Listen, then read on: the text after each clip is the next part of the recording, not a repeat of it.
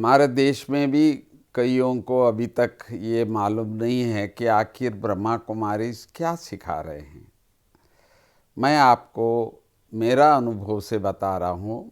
मैं दक्षिण से बेंगलोर से 1960 में आबू पर्वत आया था, जो फाउंडर पिताश्री प्रजापिता ब्रह्मा जी से मिलने, मातेश्वरी जगदम्बा जी से मिलने आया था। मैंने कोई भगवान को ढूंढते हुए यहाँ नहीं आया था। मेरा लक्ष्य था तो जो ज्ञान यहाँ प्राप्त हो रहा है ये कुछ भिन्न मुझे लगा, और स्वयं ईश्वर ही सत्य ज्ञान का दाता है, ये विश्वास मेरा पहले से ही था। तो मैंने इस बात को थोड़ा ध्यान से सुना। पहला मेरा प्रश्न था कि ऐसा तो नहीं है कोई और धर्म ये लोग सिखा रहे हैं। तो मैंने पूछा पिताश्री जी से कि आप क्या शिक्षा दे रहे हैं यहाँ। तो इन्होंने बताया आदि सनातन देवी देवता धर्म की शिक्षा दे रहे हैं। इन्होंने ये भी बताया ये शिक्षा कोई नया नहीं है। हमारे भारतवर्ष में गुरुकुल शिक्षा के नाम से यहाँ शिक्षा दिया जा रहा था। तो आप सभी जानते हैं या नहीं, परंतु जो प्रेजेंट जनरेशन तो बिल्कुल ही नहीं जानते हैं कि किस प्रकार से इस गुरुकुल शिक्षा को समाप्त किया गया था। सन 1936 में पिताश्री जी ने इस संस्था की स्थापना की, पर इन्होंने जो देखा कि आध्यात्मिक शिक्षा को इस समय के जो गुरुजी जो दे रहे हैं, तो इससे ये फास्ट जितना ये संस्था हुआ है वो नहीं हो पाता। तो इन्होंने बहनों को आगे रखते हुए, भारत माता को आगे रखते हुए ये संस्था स्थापना की, और इसका नाम ही उन्होंने ब्रह्मा कुमारीस रखा। और जिस कारण ही उनकी जो निष्ठा और उनकी जो प्रतिव्रता धर्म और पवित्रता की जो शक्ति से ये संस्था आज विश्व में नंबर 1 महिलाओं द्वारा संचालित शिक्षा का संस्था बना। तो अब बात है, क्या शिक्षा ऐसा दे रहे हैं जो सारे धर्म वाले मान रहे हैं, सारे संस्कृति वाले मान रहे हैं। तो जैसे हमारे दुबई है या कोई भी ऐसा मुस्लिम कंट्रीज भी बहुत ही प्रेम से, बहुत ही प्यार से हमारे बहनों को वहाँ शिक्षा का स्थान दिया है और लोगों का जीवन परिवर्तन का किया है। तो मैं यही कहूँगा, एक ईश्वर, एक विश्व, एक परिवार, ये शिक्षा ब्रह्मा कुमारियों का मूल है। परंतु संसार ज्ञान से नहीं चलता है, प्रैक्टिकल लाइफ से चलता है। तो कई बार हमारी बहनों को कहते हैं कि अरे इन्होंने तो कुछ पढ़ा ही नहीं है और यंग है सब।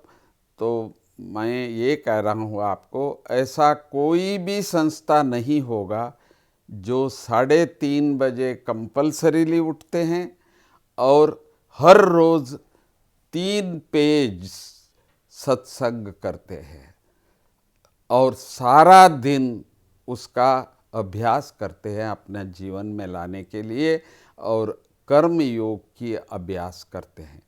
और पिछले 87 ईयर्स से ये लोग करते आ रहे हैं। आप समझ सकते हो, इन्होंने जितने भी वेद शास्त्र पुराण ये सब चीज़ों को भी आप इकट्ठा कर दे, उसके 100 गुना ज़्यादा इन लोगों ने पढ़ा है। परंतु हमारी बहनें हैं, हमारी माता हैं, बहुत नम्र है। कभी इन्होंने ऐसा नहीं अपने को दिखाया कि हम भी कुछ पढ़ते हैं। तो सारे शास्त्रों का, हमारे सनातन धर्म का जो भी कायदे कानून नियम सब कुछ ये लोग अपना जीवन में फॉलो करते हैं। तो इनका विश्वास है स्व परिवर्तन से विश्व परिवर्तन होगा। तो इसी कारण ये लोग पहले से ही जो बड़े बड़े सभा करे और उसमें प्रवचन देवे और लोगों को ये करे, वो नहीं है। एक एक व्यक्ति को समझाते हुए आज तक इन्होंने लगभग 21 लाख परिवारों को आप जैसे समान बनाए हैं। ये अपने को गुरु नहीं कहते हैं, शिक्षक कहते हैं, गुरुकुल शिक्षक है ये लोग। और अपना जीवन को पवित्र रखते हुए कमल फूल समान जीवन कैसे किया जाए, ये गृहस्थ में रहने वालों को सिखा करके आप समान बनाते हैं। और ये शिक्षा ऐसा चल रहा है।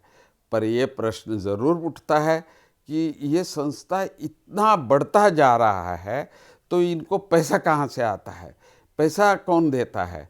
तो आज तक आप इस विश्व में आप यहाँ कभी भी नहीं सुन सकते हैं कि हमारी बहनें कभी किसी से पैसे मांगने गए हुए हो, बिल्कुल नहीं। ये संस्था ऐसा ही बड़ा है तो जिनकी सेवा इन्होंने किया है, उन्होंने अपने शहर में इनको इनवाइट करते थे और वहाँ इनको जो भी प्रकार का सुविधा चाहिए बाड़े का मकान दे के सब कुछ करते थे। और वहाँ के ही लोग मिल करके हर शहर में फिर आज आप देखेंगे बड़े बड़े ऐसा स्थान बनाया हुआ है जो ये शिक्षा उन्हीं लोगों को दिया जा रहा है। और हर एक दूसरों को हम कैसे ये जीवन बनावे, शांति का, आनंद का, प्रेम का, यही ब्रह्मा कुमारीज का सेवा करने का विधि है।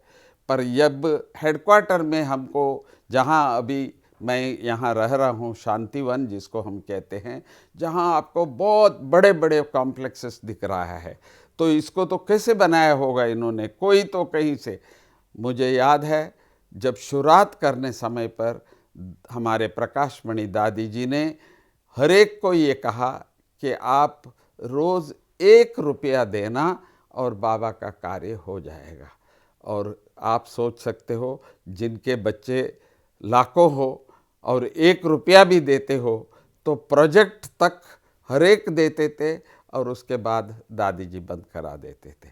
तो जिसको भंडारी कहिए आप या योगदान कहिए, तो इस प्रकार से ये सारा कैसे हुआ है ये मैं आपको बता रहा हूँ। तो इसीलिए आप सबसे हमको इतना ही चाहिए, जो थोड़ा सा समय आप संस्था पर आकर के हमारी बहनों से मुलाकात करेंगे तो वो आपको फ्री ये एजुकेशन देंगे कि किस तरह से हम राजयोग का अभ्यास करते हैं, किस तरह से हम ध्यान करते हैं। तो आप समझ सकते हो ऐसे समय पर हर रोज़ सुबह 3:30 बजे उठना, जिनको प्राप्ति नहीं मिलता है तो क्या कोई उठेंगे? तो ऐसे कई बातें हैं जो हमारी बहनें दूसरे अन्य धार्मिक संस्थानों से अलग है। परंतु हम सभी संतों को, भारत के सभी विचारों को हम मान्यता देते हैं, परंतु हम सबसे एक ही रिक्वेस्ट करते हैं कि हमारी जो सनातन धर्म है वो एक ईश्वर, एक विश्व, एक परिवार को मानते हैं। ओम शांति।